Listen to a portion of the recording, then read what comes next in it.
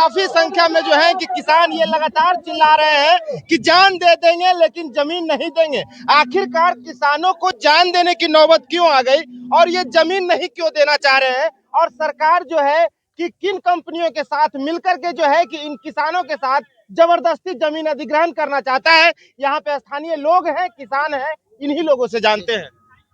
क्या कुछ कहिएगा, किसान है, क्यों आपकी जमीन सरकार जबरदस्ती अधिग्रहण करना चाहती है? देखिए, दो बात इसमें सबसे स्पष्ट है। जो किसान है और मजदूर है इसी जमीन पर आश्रित है, उनका कोई और साधन नहीं है और वो पहले से ही लगभग बेरोजगार हैं। जमीन रहने के बावजूद बहुत खेती ढंग से नहीं हो रहा है, फिर भी उसके माध्यम से अपनी आजीविका को अर्जित कर रहे हैं। अगर यह जमीन भी चला जाएगा उद्योग के नाम पर तो आप कोई भी आदमी सोच सकता है कि उनकी स्थिति क्या होगी, उनका अस्तित्व का क्या होगा।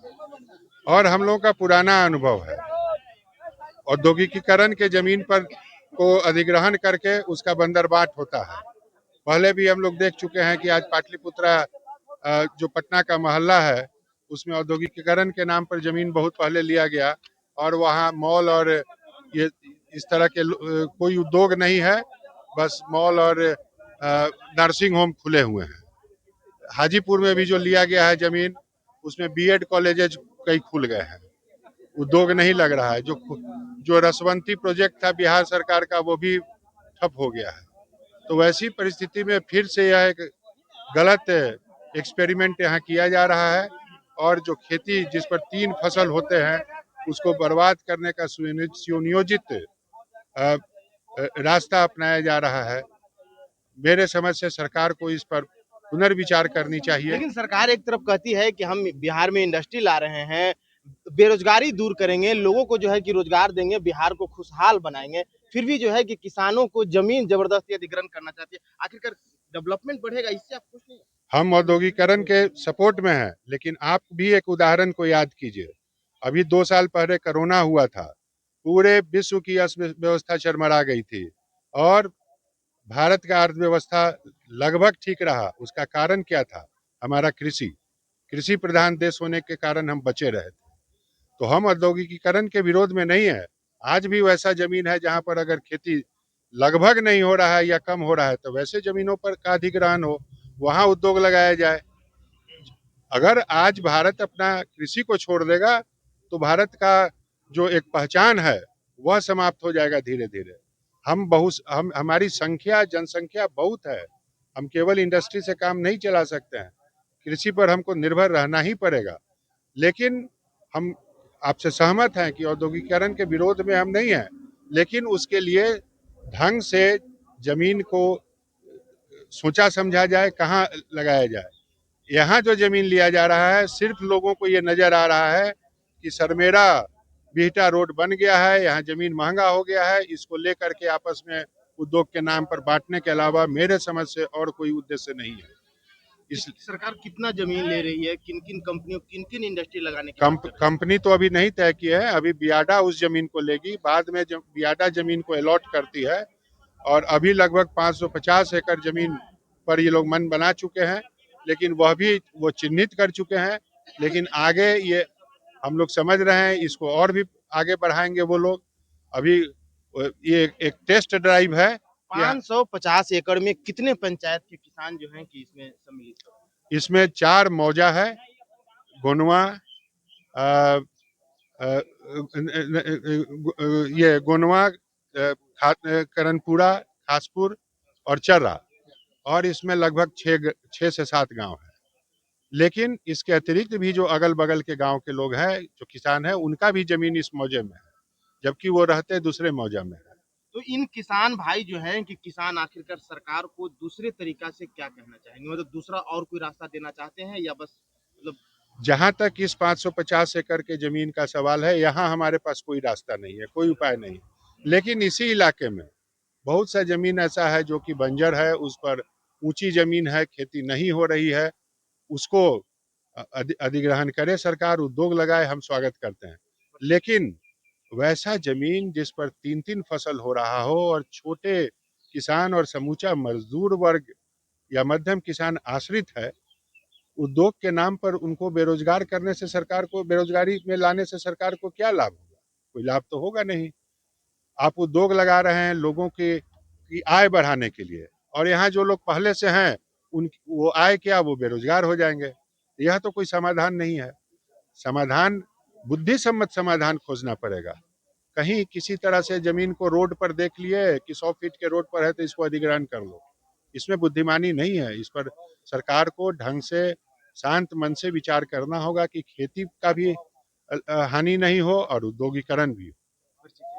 हम शैलेश हैं, शैलेश कुमार सिंह, हम ग्राम खासपुर के रहने वाले हैं। खासपुर ग्राम में हमारी खेती होती है। खासपुर ग्राम में खेती क्या कुछ कहेंगे, किसान हैं आप लोग? हम लोग जो यहाँ इकट्ठा हुए हैं, पंचायत के तमाम लोग यहाँ इकट्ठा हैं। मुख्य रूप से 4 मौजा का जो जमीन जा रहा है, कर्णपुरा, गोनवा, खासपुर, चर्रा, इसमें और 2-3 गो विभिन्न गांव हैं, उनका भी इस मौजे में जमीन है। यहाँ किसान मजदूर लोग निर्वहन करते हैं। यहाँ कोई बड़े किसान है नहीं, 10 कट्ठा, 5 कट्ठा, 2 कट्ठा, 1 बीघा, 2 बीघा का किसान। अब फुल्ली किसान अपना जीविका का साधन इसी पर ही लोग का निर्भर है, इसी पर डिपेंड करते हैं।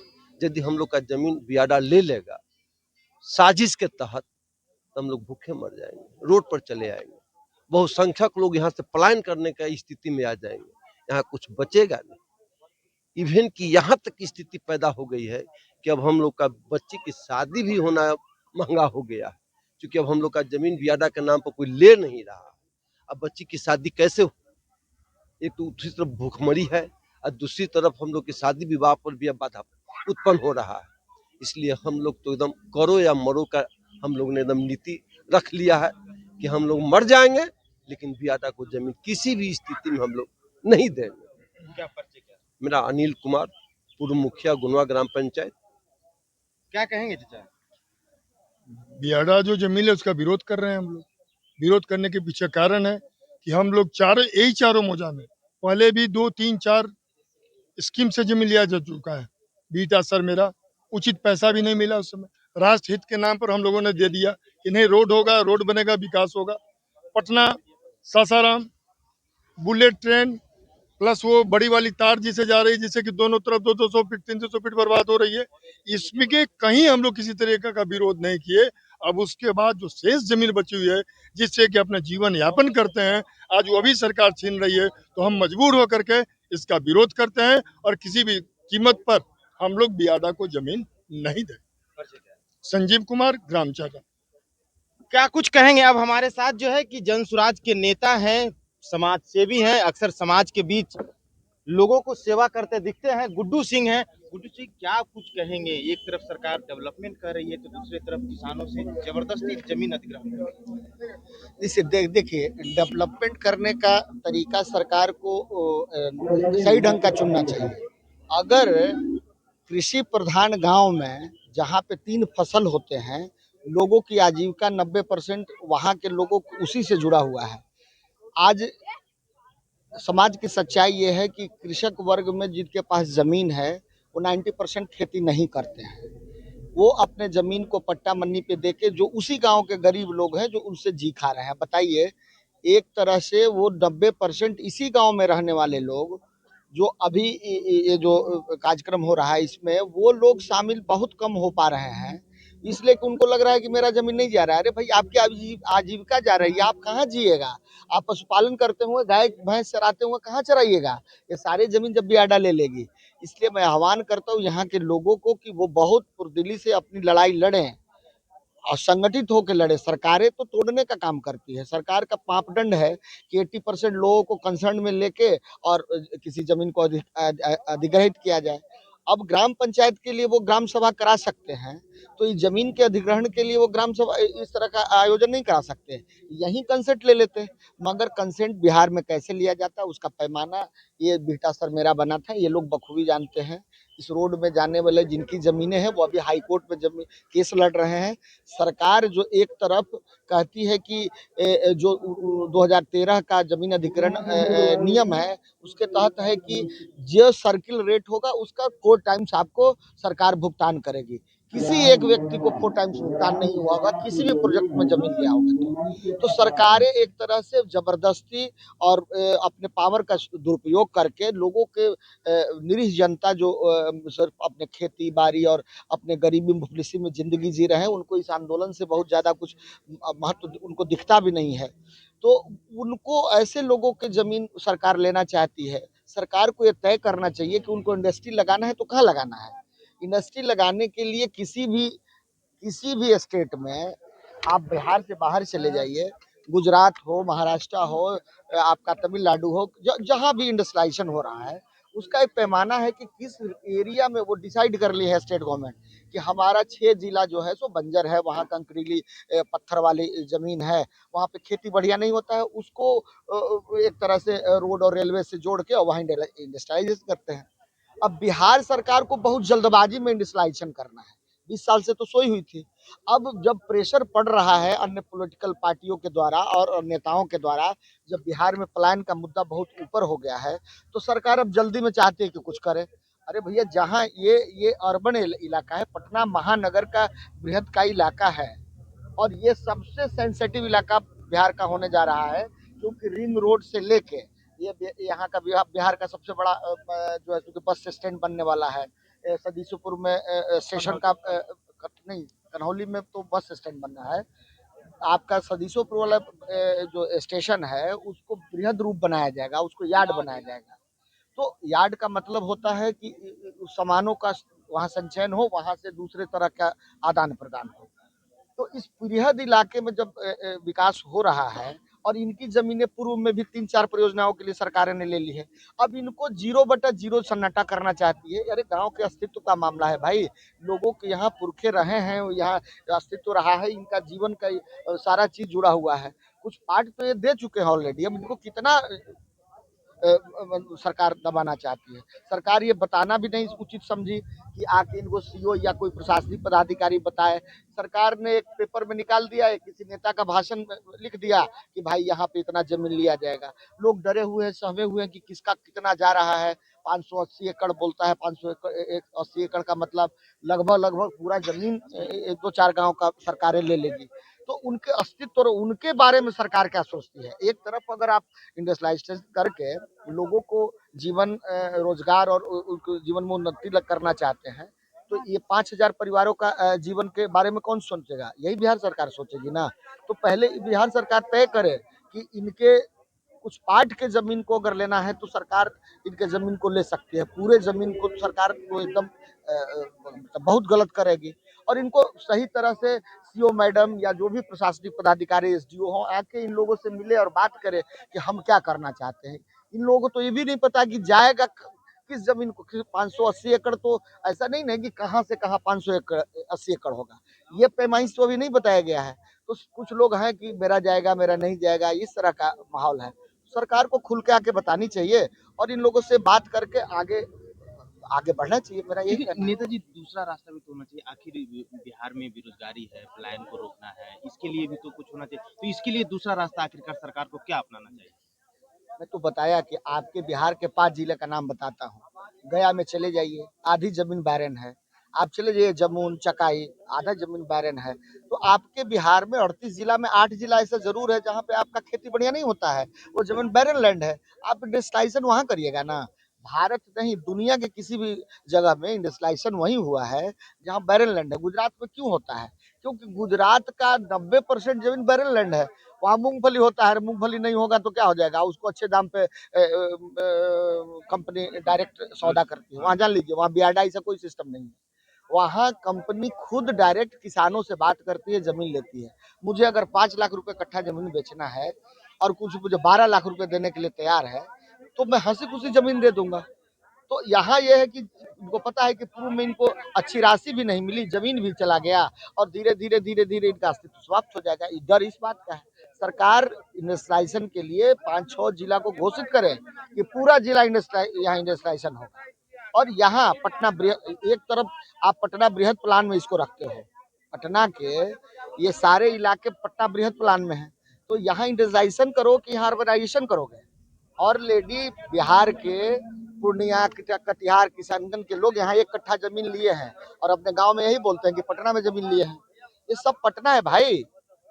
इसमें आप अर्बनाइजेशन करिए और अथॉरिटी बना के, जिस तरह से नोएडा अथॉरिटी है या भारत के अन्य जगहों में जहाँ पे बृहद महानगर की परिकल्पना चल रही है, वो अथॉरिटी बना के किसानों से सरकार जमीन लेती है और जमीन का अच्छा मुआवजा देती है, 4 टाइम्स का पालन करती है।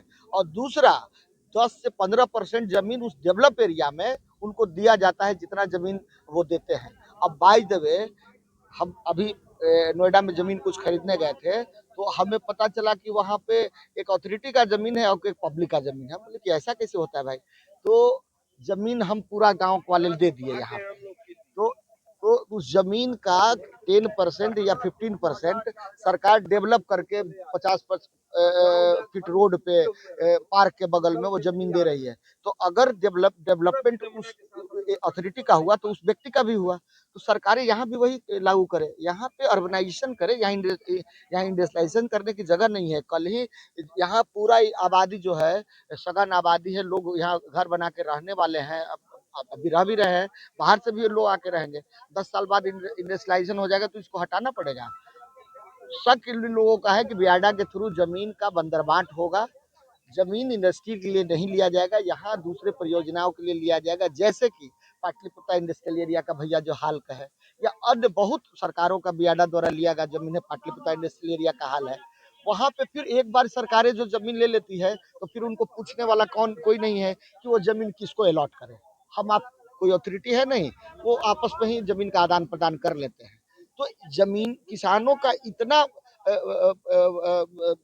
भावनात्मक लगाव रहने वाला जमीन जो बल्क में वो सारा जमीन लेना चाहती है, ये निराधार अपराध है। सरकार को इसको पुनर्विचार करना चाहिए। पुनर्विचार करना चाहिए। देखिए हमारे साथ जो है कि किसान के नेता मनोज जी हैं, क्या कुछ कहेंगे मनोज जी? से मैं क्रांतिकारी किसान यूनियन से जो जमीन के अधिग्रहण के खिलाफ में लोग आए हैं कि हम जमीन नहीं देंगे। मैं किसान आंदोलन से जुटा हुआ हूँ। मेरे ऑल इंडिया के अध्यक्ष डॉक्टर दर्शन पाल, मैं ऑल इंडिया का उपाध्यक्ष हूँ और मेरे क्षेत्र में ही मैं नवतपुर का पितमास का निवासी हूँ। और क्रांतिकारी किसान आंदोलन यह मांग मुआवजा नहीं, ये लोग मांग रहे हैं अपना जमीन बचाने का मांग। मेरा विकास, मेरा विनाश करके मेरा विकास होगा, यही तो हो रहा है कि मेरे विकास के नाम पर मुझे विनाश किया जा रहा है। जब खेत बचेगा तभी किसान रहेगा। आज सारे लोगों को मजदूर बना देना चाहते हैं। इंग्लैंड और अमेरिका की कल्पना भारत को करते हैं। पूर्व वक्ता एक साथी अभी बोल गए हैं किसान कि जिस ढंग से कोरोना काल में हम दुनिया के लोग जितना परेशान हुए, जीडीपी जो यहाँ बचा वो किसान के चलते बचा, मजदूर के चलते बचा। मजदूर उस कोरोना में भी अपना कटनी काट रहा था, अपना खेती कर रहा था। तो इसलिए खेती बचाने का आंदोलन, अगर खेत बचाने का आंदोलन है तो कोई समझौता नहीं, कोई ऐसा चीज नहीं कि हमको चरगुना दे दीजिए। अरे तेरा कांग्रेस हो या बीजेपी, ये तमाम शासक वर्ग अभी भी भारत जितना स्वतंत्रता होना चाहिए, अभी इंग्लैंड के बड़ा बारीकी से हम अभी भी गुलाम हैं। कॉमनवेल्थ के मेंबर हैं। आप बहुत से तरीका देखेंगे, जानेंगे। मैं बहुत लंबा बोलना नहीं चाह रहा हूँ, इतना मैं जरूर चाह रहा हूँ कि हम राजनीति करने वाले लोग जो देश के हैं वो 2 तरह के लोग हैं। एक जनता के साथ हैं, एक जनता के साथ रहकर जनता से कुछ लूट खसोट करके अपनी राजनीति, अपना जीवन, अपने बाल बच्चा, यह बहुत कहने की जरूरत नहीं है। और इसलिए मैं खास करके नौबतपुर के किसानों से अपील करूंगा कि यह मत सोचिए कि यह जा रहा है चर्रा का या गोनमा का या यहाँ का जा रहा है, बल्कि किसान को ही खत्म करने की योजना है। जमीन बंदरबाट किया जा रहा है। जिस ढंग से अमेरिका में मात्र 6 आदमी का ही पूरा अमेरिका में जमीन है, उसी ढंग से भारत में कुछ मुट्ठी भर लोगों को भी जमीन पर, क्योंकि जमीन और सोना मूल पूंजी है। और इसलिए जमीन बचाने की लड़ाई के साथ हम क्रांतिकारी किसान यूनियन ऑल इंडिया की ओर से हम आपके साथ हैं। एकदम ईमानदारी से, कोई नफा नुकसान नहीं देखकर, अगर जान भी देना होगा, क्योंकि मैं बहुत दूर का आदमी नहीं हूँ, कितमास मेरा घर है और पता ले मैं लड़ते आया हूं, लड़ूंगा और लड़ते हुए साथ दूंगा। इन्हीं शब्दों के साथ मैं फिर एक बार अपील करूंगा उन नेताओं से, देश के उन नेताओं से, कि आप किसान को बचने दीजिए। यहाँ तो और बता रहे हैं कि ट्रेन बुलेट के लिए, सरमेरा के लिए और सासाराम रोड के लिए वो बड़े बड़े हाईटेक की इतना में दे दिया। अब कितना दिया जाए? हमारा बर्बाद, हमको विकास होगा, हमको खत्म करके। यह इनकलाब जिंदाबाद, किसान मजदूर आंदोलन जिंदाबाद।